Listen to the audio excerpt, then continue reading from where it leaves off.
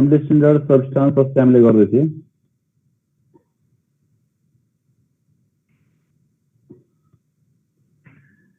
गरिसक्यो त्यो? ल हेर, त्यसको अलिकति हल्का रिभाइज गर्दै अगाडि हामी जान्छौं।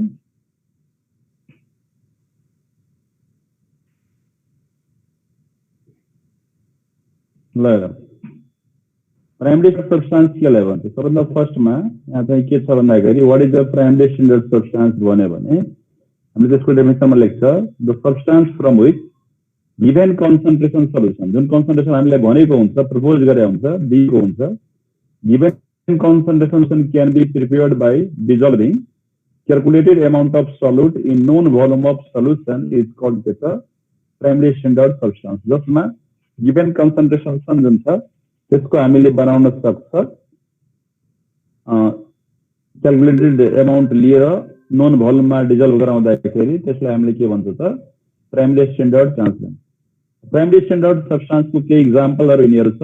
एनहाइड्रस सोडियम कार्बोनेट, एनहाइड्रस के रे सोडियम कार्बोनेट, यो भयो एउटा इक्जाम्पल। अर्को इक्जाम्पल के छ भन्दाखेरि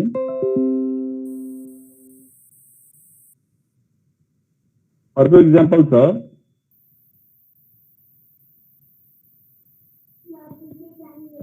क्रिस्टल अफ अक्जेलिक एसिड।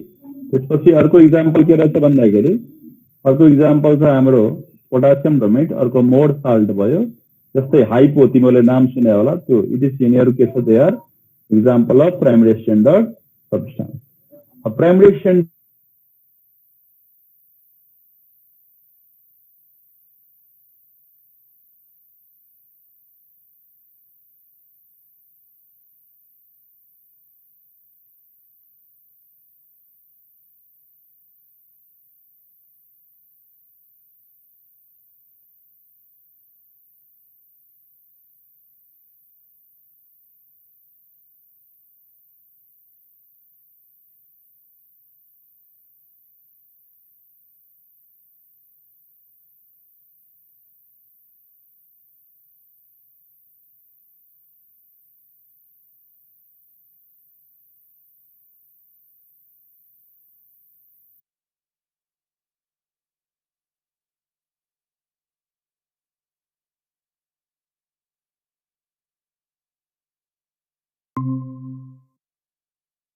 मास धेरै छ भने त्यहाँ चाहिँ त्यो निकाल्न सकिन्छ। के निकाल्न सकिन्छ भन्दाखेरि मास चाहिँ धेरै चाहिन्छ र मास धेरै चाहियो भने के हुन्छ भन्दाखेरि वेट गर्दाखेरि कम इरर आउँछ। फर इक्जाम्पलको लागि मानौ हामीले 1 क्विन्टल वेट गर्दैछ आलु, र त्यहाँ 1 केजी आलु मिसिङ भयो भने त्यसलाई खासै चाहिँ धेरै इरर मान्दैन। तर 10 ग्राम सुन चाहिँ हामीले वेट गर्दैछ भने र 1 ग्राम सुन त्यहाँ मिस भयो भने 1 ग्राम वेट 1 केजी भन्दा छ, तर पनि त्यसलाई ठुलो इरर मानिन्छ। जति धेरै वेट गर्नुपर्छ त्यति इरर कम आउँछ। कुरा बुझ्यो?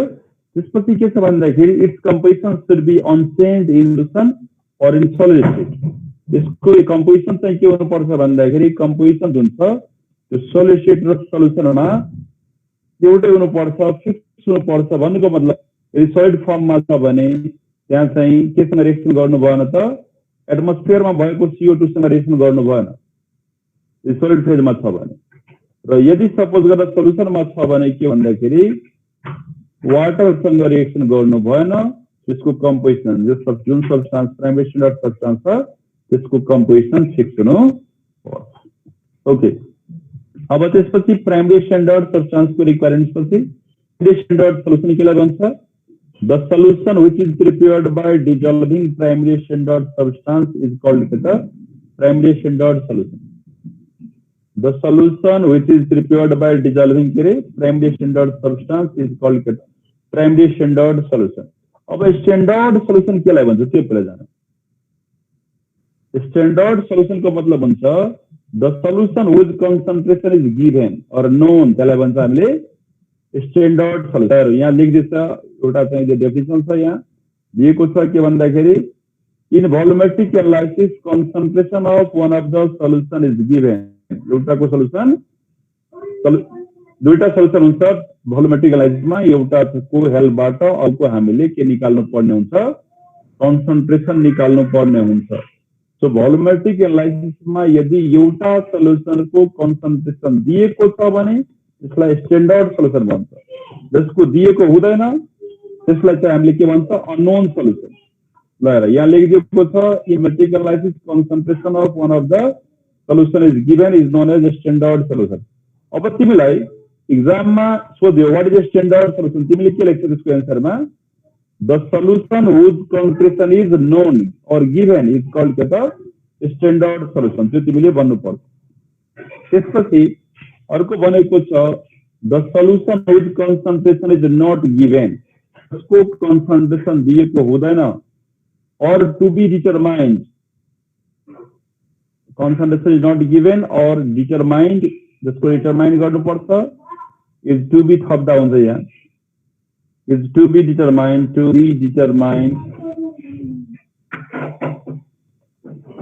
is to be determined is called के त त्यसलाई हामीले के भन्छ, unknown solution भन्छ, is called unknown solution भयो, त्यसलाई हामीले unknown solution भन्छ। ओके, यहाँसम्म कसैलाई अप्ठ्यारो सोध्दा हुन्छ?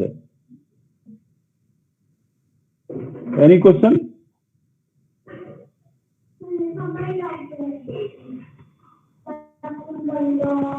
हेर अगाडि अब प्राइमरी स्ट्यान्डर्ड सल्युसन भयो, त्यसपछि स्ट्यान्डर्ड सल्युसन केलाई भन्छ, the solution with concentration is given और known is known as standard solution. Unknown solution, the solution with concentration is not given or to be determined is called के त unknown solution। त्यसपछि अब यो भएपछि अब अर्को ल्याएर स्ट्यान्डर्ड सल्युसनलाई कसरी बनाउँछ त? Standard solution is prepared from primary standard substance. Primary standard सब्स्टेन्सबाट के बनाउँछ? स्ट्यान्डर्ड सल्युसन बनाउँछ। ल अर्को सेकेन्डरी स्ट्यान्डर्ड सब्स्टेन्स केलाई भन्छ? सेकेंडरी स्टैंडर्ड सब्सटेंस के लिए बनता है, सेकेंडरी स्टैंडर्ड सब्सटेंस के लिए बनता है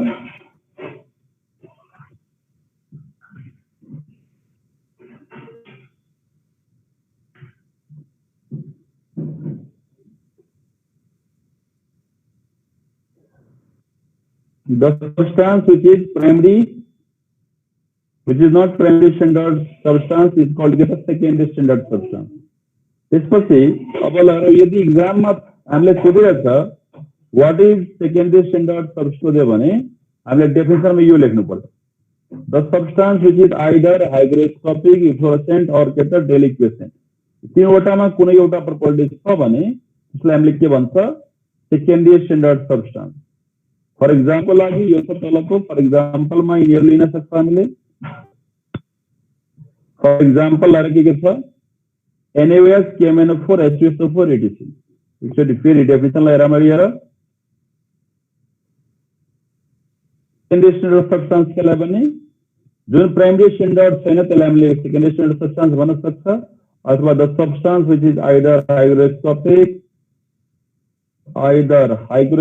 यो छैन है, either hygroscopic HYGRO, hygroscopic, efflorescent और के त deliquescent is called secondary standard substance। त्यसलाई हामीले के भन्छ रे, सेकेन्डरी स्ट्यान्डर्ड सब्स्टेंस भन्छ। त्यसपछि एक्जाम्पलमा के छ हेर त, सेकेन्डरी स्ट्यान्डर्ड सब्स्टेंसको एक्जाम्पलमा छ NaOH छ, त्यसपछि KMnO4 छ, H2SO4 छ, etc। They are secondary standard substance. यसमा कसैलाई केही कन्फ्युजन छ भने सोध्ने, एनी कन्फ्युजन और any question? No sir. So its definition is not primary standard substance, sir. Kere? So its definition is not primary standard substance, so the secondary standard substance। त्यो त बुझ्नको लागि थियो। यदि एक्जाममा सोध्यो भने के भन्ने भन्दाखेरि the substance which is either के त हाइग्रोस्कोपिक, फ्लोरोसेंट और डेलिक्वेसेंट इज कॉल्ड के त सेकेन्डरी स्ट्यान्डर्ड सब्स्टेंस। पूरा बुझ्यो नि? जुन चाहिँ आइदर हाइग्रोस्कोपिक छ अथवा फ्लोरोसेंट छ और डेलिक्वेसेंट छ इज कॉल्ड के त सेकेन्डरी स्ट्यान्डर्ड सब्स्टेंस त्यो भनिन्छ। बुझ्यो नि? यसबाट हामीले सोचेको जस्तो डिजायर्ड कन्सन्ट्रेसनको सल्युसन हामीले ठ्याक्कै एक्ज्याक्ट कन्सन्ट्रेसनको सल्युसन हामीले बनाउन सक्दैन। कुरा बुझ्यो नि? यसबाट हामीले एप्रोक्सिमेट कन्सन्ट्रेसनको सल्युसन बनाउँछ र त्यस एक्ज्याक्ट कन्सन्ट्रेसन कति आयो त त्यो हामीले निकाल्नको लागि के गर्नुपर्छ, त्यसको टाइट्रेसन गराउनुपर्छ अथवा भोल्युमेट्रिक एनालाइसिस हुन्छ त्यो गर्नुपर्छ र त्यो गर्दाखेरि स्ट्यान्डर्ड सल्युसन जुन हुन्छ प्राइमरी स्ट्यान्डर्ड सल्युसन त्यसको हेल्पबाट हामीले सेकेन्डरी स्ट्यान्डर्ड सल्युसनको कन्सेन्ट निकाल्नु पर्ने हुन्छ कुरा बुझ्यो अननोन सल्युसन जुन हुन्छ त्यो सेकेन्डरी स्ट्यान्डर्ड सब्स्टान्सबाट बनेको हुन्छ एक्जाम्पल जस्तै NaOH छ KMnO4 छ H2SO4 छ यिनीहरू के छ भन्दाखेरि दे आर सेकेन्डरी स्ट्यान्डर्ड सब्स्टान्स यिनीहरू सेकेन्डरी स्ट्यान्डर्ड सब्स्टान्स अर्को सेकेन्डरी स्ट्यान्डर्ड सल्युसन के लागि the solution which is prepared from secondary standard substance is called secondary standard solution question अब यहाँ छ what is secondary standard solution भयो भने यसमा छ the solution which is prepared from secondary standard substance is called secondary standard solution. In volumetric analysis, secondary standard solution is unknown solution. Concentration is to be determined by the help of equal but primary standard solution के help बाट पूरा बुझे था क्या confusion इसमें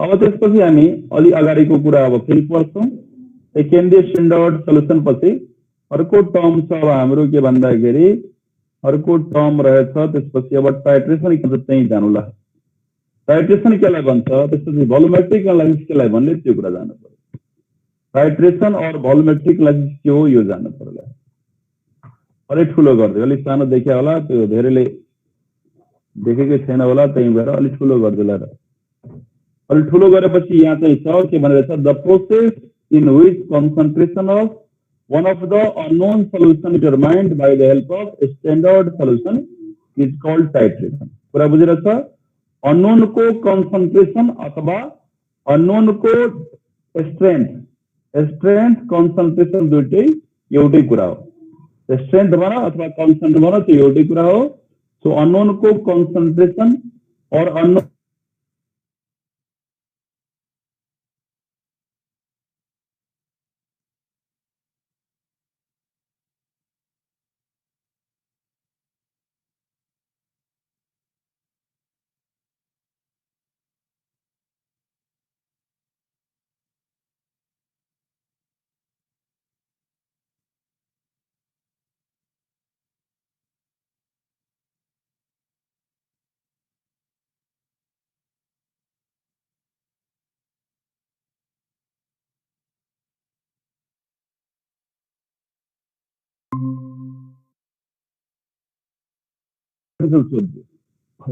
define the following terms भनेर पाँचवटा term define गर्नको लागि सोध्यो 5 मार्क्स को लागि विद्यार्थीहरु त्यो वर्ष धेरै विद्यार्थीले टपर विद्यार्थी त्यसले पनि सोचेको थिएन कि यस्तो सोध्छ होला टर्म्सहरु मात्रै सोध्छ होला हैन अनि त्यो विद्यार्थीहरुले धेरै विद्यार्थीले चाहिँ के छ भन्दाखेरि न्यूमेरिकल खूब गरेको थियो न्यूमेरिकल गर्छु भनेर गएको थियो टर्म्सहरु सोधिराखेको यसो गाह्रो भयो टर्म्सहरु चाहिँ रिभाइज गरेर गएको थिएन त्यही भएर तिमीहरुले अब के गर्नु पर्यो भन्दाखेरि यो टर्म्सहरु सबै चाहिँ यो कन्ट हुनु पर्यो याद हुनु पर्यो साथीलाई सोध्नु पर्यो साथीले आन्सर दिनु पर्यो साथीले दिन सकेन भने आफूले आन्सर दिनु पर्यो बुझ्यौ नि डिस्कस गर्नुपर्छ तिमीहरुले आफूमा रिभाइज गर्नुपर्छ आफैले सोध्नुपर्छ क्वेशन र आफैले आन्सर दिनुपर्छ भएर के छ भन्दाखेरि अब अर्को टाइट ट्रेन्ड र टाइट ट्रेन्ड त्यो केलाई भन्छ दुईटाको टक्कसँग तिमीले स्क्रिनशट गर म एकचोटी भनिदिन्छु त्यसपछि म देखाउँछु यसमा जस्तै अब तिमीले भन्छौ ब्युरेट के हो ब्युरेट लेखेको छ नि बिचमा हेर त ब्युरेट लेखेको छ यो कोन्टो फ्लास्क थाहा होला तिमीहरुलाई कोन्टो फ्लास्क त हेरेको छ तिमीहरुले ल्याबमा हैन त ब्युरेट भनेको तिमीले हेरेको छैन होला त्यो चाहिँ देखाउनु पर्यो मैले एकछिनमा देखाउँछु पहिले चाहिँ यसको डेफिनेसन हेर के भनेछ टाइट ट्रेन्ड त छ एउटा अर्को ड छ ट को मतलब टप भयो ड को मतलब डाउन जुन सल्युसन माथि राखेको त्यसलाई टाइट ट्रेन्ड त भन्यो जुन डाउनमा रहेको छ कोन्टो फ्लास्कमा त्यसलाई हामीले भन्छ टाइट ट्रेन्ड अब यो टपमा के हुन्छ ब्युरेट डाउनमा के राखेको हुन्छ भन्दाखेरि यो कोन्टो फ्लास्क राखेको हुन्छ कसरी हुन्छ भनेर म अरेन्जमेन्ट यहाँ देखाउँछु त्योभन्दा पहिले यो चाहिँ के भनेछ यसको टाइट ट्रेन्ड त को डेफिनेसनमा the solution with concentration is given the solution with concentration is given in titration and is taken in burette is called titrant जसको कन्सन्ट्रेसन जेनरली गिभन हुन्छ दिएको हुन्छ र त्यसलाई ब्युरेटमा राख्छ त्यसलाई भन्छ हामीले टाइट्रेन्ट है त the solution with concentration is to be calculated in titrant and is taken in case of conical flask is called titrant. The solution with concentration is to be determined, with concentration is to be calculated in titration is called titrant and titrant is taken in the conical flask. Okay अब केलाई भन्छ burette केलाई pipette ल त्यो कुरा चाहिँ तिमीहरूले burette हेरेर यहाँ हुन्छ तिमीहरूलाई पहिले यस स्लाइडलाई हटाउनु पर्छ एकचोटि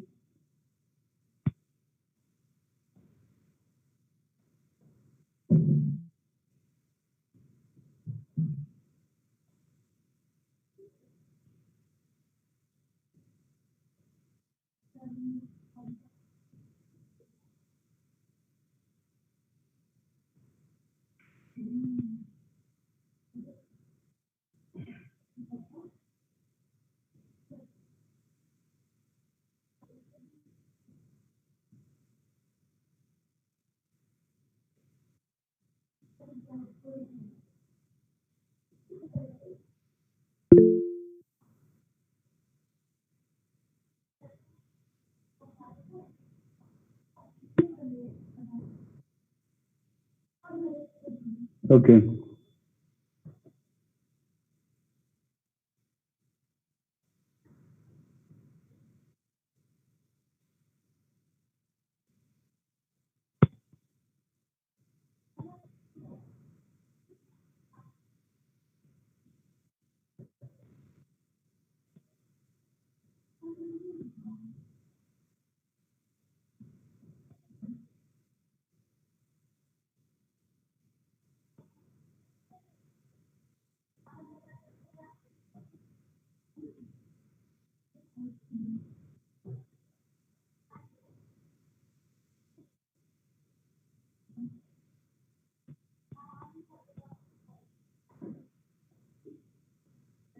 क्लियर है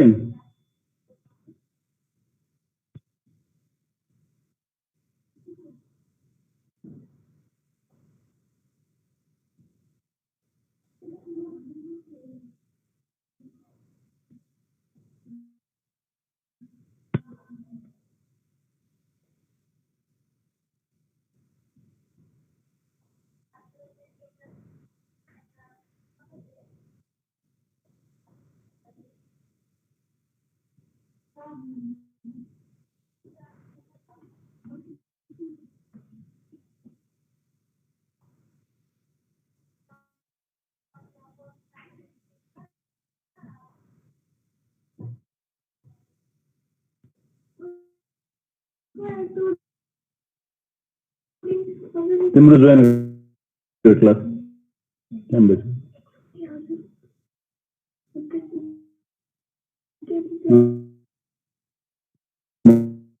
मोबाइल जोइन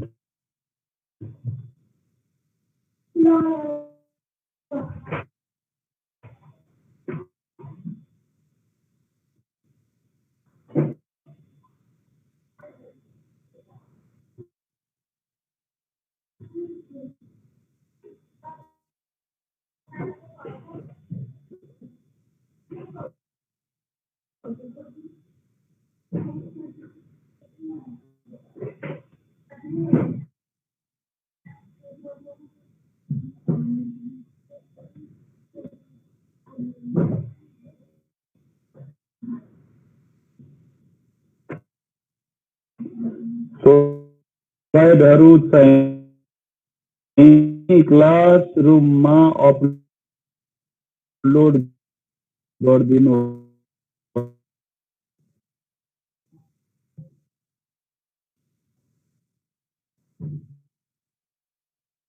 कसरी गर्छ अपलोड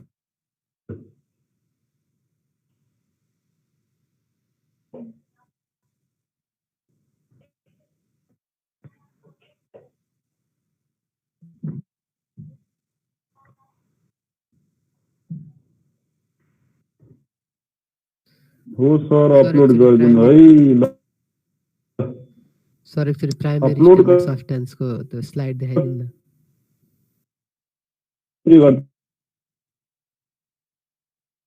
गर्नु त गर्न खोज कति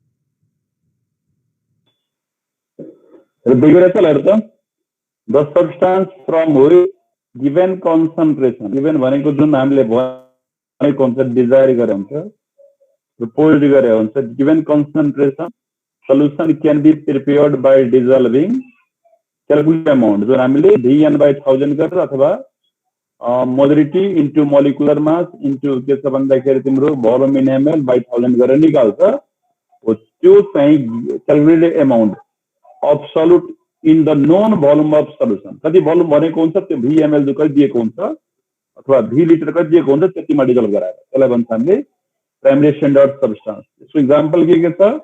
anhydrous sodium carbonate, crystal of oxalic acid, potassium dichromate. है यो चाहिँ के हो? फोटो खिच्नको लागि मात्रै हो, फोटो खिच्नको लागि मात्रै चाहिएको थियो। ल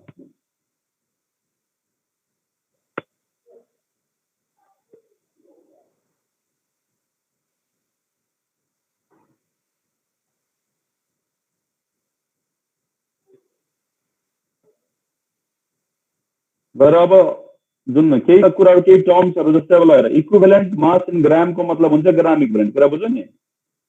जस्तै हामीले इक्विभ्यालेन्ट मास अफ H2SO4 49 भन्छ भने त्यो 49 ग्राम लियो भने त्यसलाई भन्छ 1 इक्विभ्यालेन्ट भन्छ है त H2SO4 को।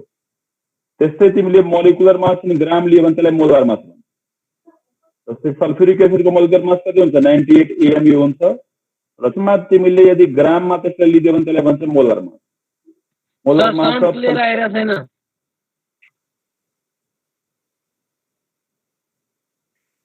क्लियर भयो। क्लियर साउन्ड किन त्यहाँसम्म किन गर्न क्लियर? कहाँ बसेर तिमी?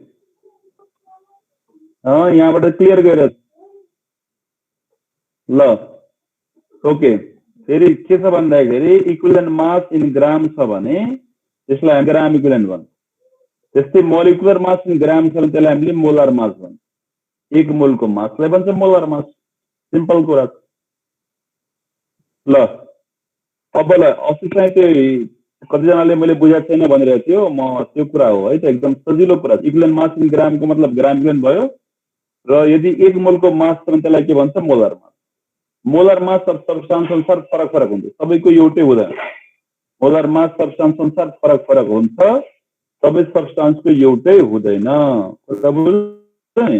द प्राइमरी स्ट्यान्डर्ड सब्स्टान्सको मैले देखाएँ यहाँ भाइले एउटाले रिक्वेस्ट गरेको थियो अब यहाँ फेरि हामी टाइट्रेन्ट पछि टाइट्रेन्ट र टाइट्रेन्ट पछि अर्को टर्म पर्छ त्यो टर्म के हो भने इन्डिकेटर केलाई भन्छ ल्याएर इन्डिकेटर भनेको सोलुसन छ यसको त्यो केलाई भन्छ भन्दाखेरि त्यो भनेको द सल्युसन गिव्स के त the solution which gives complete reaction अथवा completion of reaction between acid and base by changing its colour is called indicator तिमीले जुन 11 क्लासमा अथवा के छ भन्दाखेरि स्कुलमा जुन पढाएको थियो इन्डिकेटरको डेफिनेसन त्यो के थियो भन्दाखेरि जसले एसिड र बेसलाई एसिड अथवा बेसलाई इन्डिकेट गर्छ त्यसलाई भन्छ इन्डिकेटर त्यो कुरा थियो र अब चाहिँ हामीले यो च्याप्टरमा इन्डिकेटरको डेफिनेसन के दिने हो भन्दाखेरि एसिड बेसको बीचमा रिएक्सन भयो भने कलर आफ्नो चेन्ज जसले गर्छ त्यसलाई भन्छ हामीले के भन्छ त इन्डिकेटर भन्छ द सल्युसन व्हिच गिव्स ठ्याक्कै कति बेला कम्प्लिट भयो त्यो कुरा जनाउँछ the solution which gives completion of reaction between acid and base by changing its colour is called के त इन्डिकेटर त्यसलाई हामीले इन्डिकेटर भन्छ इन्डिकेटर धेरै टाइपको हुन्छ एसिड बेस इन्डिकेटर पनि एउटा टाइप भयो त्यस्तै रिडक्स इन्डिकेटर टाइप हुन्छ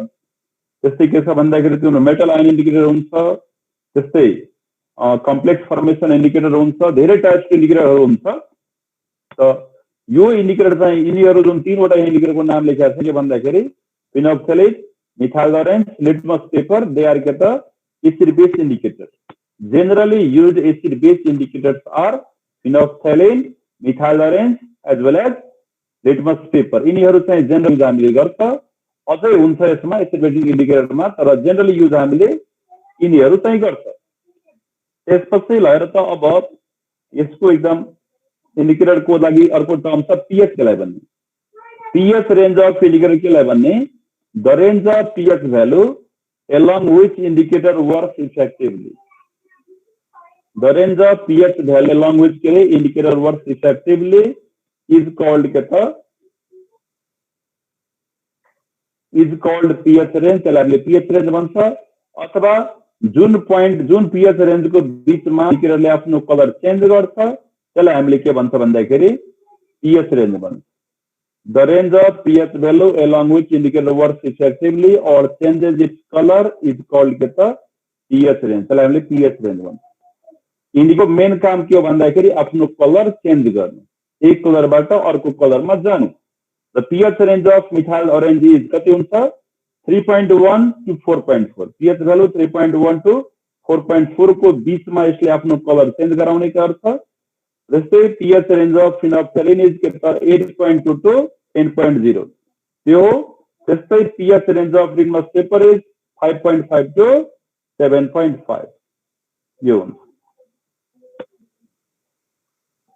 कुरा बुझ्यो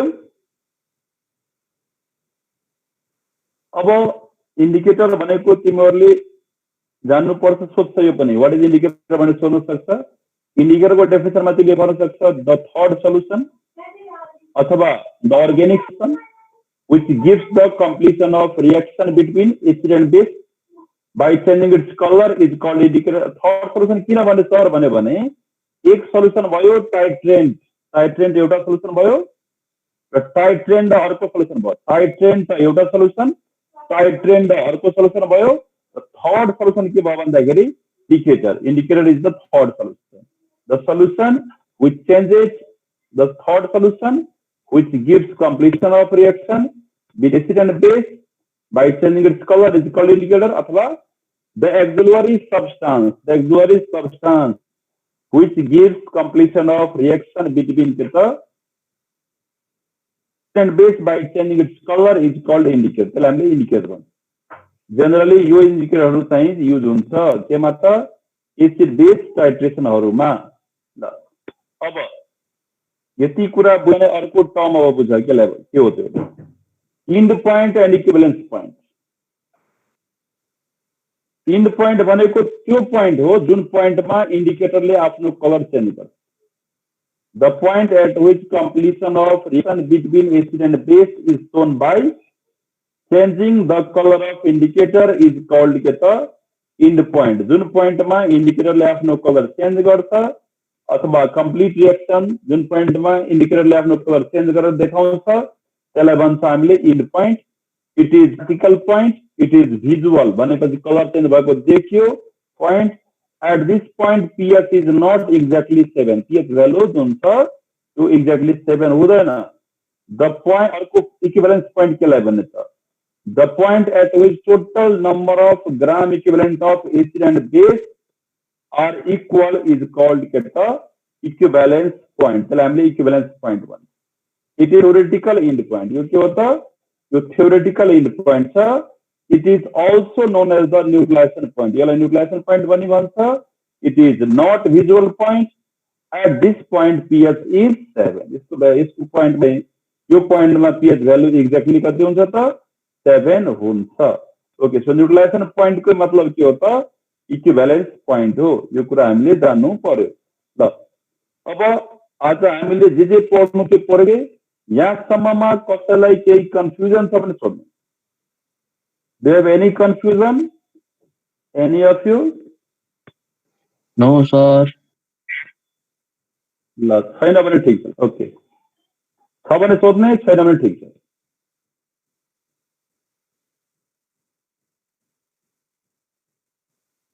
ओके, त्यसो भए मैले यो बन्द गरेँ है त। ल by by, have a nice day. दर Sir. दर खाऊ, दर भइहाल, भोलि फेरि पढ्नु पर्छ।